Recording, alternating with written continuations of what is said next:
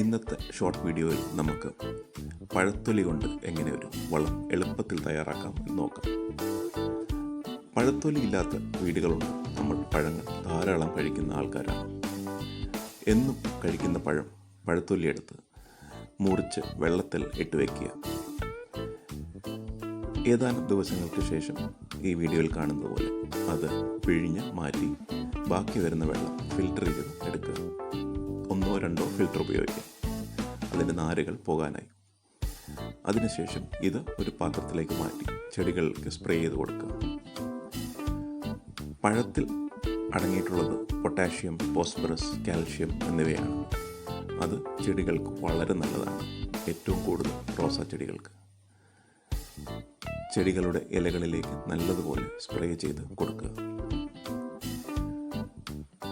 ഇത് നിങ്ങളുടെ വീട്ടിൽ എളുപ്പം തയ്യാറാക്കാവുന്ന ഒരു ഫെർട്ടിലൈസറാണ്, ഒരു മാനുവറാണ്.